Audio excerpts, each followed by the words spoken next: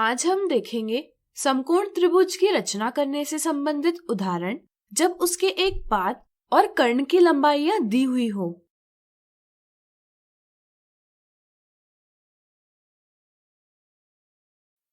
त्रिभुज बीसीडी एक समकोण त्रिभुज है जिसमें कोण C 90 डिग्री है, भुजा CD 4 सेंटीमीटर और भुजा BD 7.2 सेंटीमीटर है। त्रिभुज बीसीडी की रचना कीजिए। यहाँ हमें त्रिभुज बीसीडी की रचना करनी है।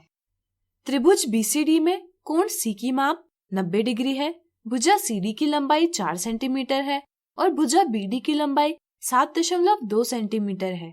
चलिए अब हम त्रिभुज बीसीडी की रचना करेंगे।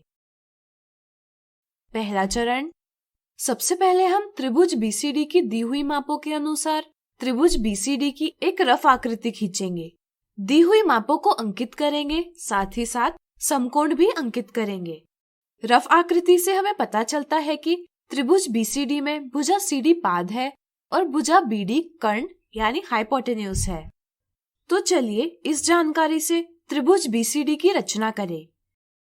दूसरा चरण, जैसा कि प्रश्नानुसार भुजा CD की लंबाई 4 सेंटीमीटर है, इसलिए हम रूलर के उपयोग से 4 सेंटीमीटर की लंबाई का एक रेखाखंड खींचेंगे। ये रेखाखंड त्रिभुज बीसीडी की भुजा CD है। तीसरा चरण, कोण C की माप 90 डिग्री है और 90 डिग्री का कोण बनाने के लिए हम शीर्ष C से भुजा CD पर लंब किरण CG खींचेंगे।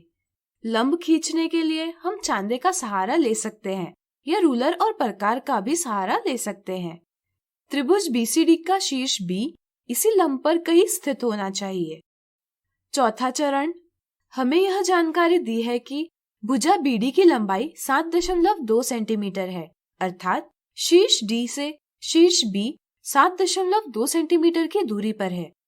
चूंकि शीर्ष B लंब GC पर ही कहीं स्थित होना चाहिए, इसलिए हम प्रकार में 7.2 सेंटीमीटर की त्रिज्या लेकर और शीर्ष D को केंद्र मानकर चाप खींचेंगे, जो लंब रेखा GC को एक बिंदु पर प्रतिच्छेद करेगा। प्रतिच्छेदन बिंदु ही त्रिभुज बीसीडी का शीर्ष B है। पांचवा चरण, अब हम शीर्ष B और शीर्ष D को जोड़ेंगे, जिससे हमें त्रिभुज बीसीडी की भुजा BD प्राप्त होगी। इस प्रकार हमने समकोण त्रिभुज बीसीडी की रचना की। अगला उदाहरण, त्रिभुज EFG में कोण F बराबर 90 डिग्री है और कर्ण के अलावा प्रत्येक भुजा की लंबाई 5 सेंटीमीटर है। त्रिभुज EFG किस प्रकार का त्रिभुज है? त्रिभुज EFG की रचना कीजिए। त्रिभुज EFG में कोण F की माप 90 डिग्री है, अर्थात कोण F समकोण है। चूंकि त्रिभुज EFG में एक समकोण है, इसलिए कोणों के आधार पर हम कह सकते हैं कि त्रिभुज EFG एक समकोण त्रिभुज यानी राइट एंगल ट्राइंगल है। चूंकि इस त्रिभुज में कर्ण के अलावा शेष दो भुजाओं की माप बराबर है, इसलिए हम कह सकते हैं कि यह एक समकोण समद्विबाहु त्रिभुज यानी आइसोसेलेस राइट एंगल ट्राइंगल है। अब चलिए त्रिभुज EFG की रचना करें। पहला चरण, सबसे पहले हम दिए गए मापों की सहायता से त्रिभुज EFG की एक रफ आकृति खींचेंगे। इससे हमें पता चलता है कि त्रिभुज EFG में भुजा EF और भुजा FG पाद है एवं भुजा EG कर्ण है। चलिए त्रिभुज की रचना करें।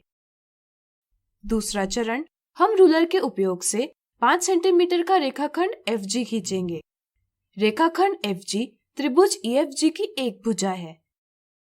तीसरा चरण, चांदे के सहारे हम शीर्ष F पर माप 90 डिग्री का कोण बनाएंगे, जिससे हमें भुजा FG पर लंब किरण FD प्राप्त होगी। शीर्ष E किरण FD पर ही कहीं स्थित होना चाहिए। चौथा चरण, हमें ज्ञात है कि त्रिभुज EFG की भुजा EF की माप भी 5 सेंटीमीटर है, यानी कि शीर्ष F शीर्ष E से 5 सेंटीमीटर की दूरी पर है। इसलिए हम प्रकार में 5 सेंटीमीटर की त्रिज्या लेंगे और शीर्ष F को केंद्र मानकर रेखा FD पर एक चाप खींचेंगे।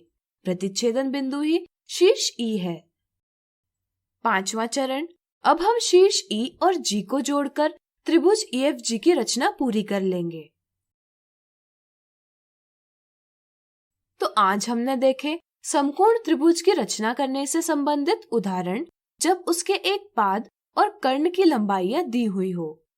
अगले वीडियो में हम इनसे जुड़ा एक और उदाहरण देखेंगे।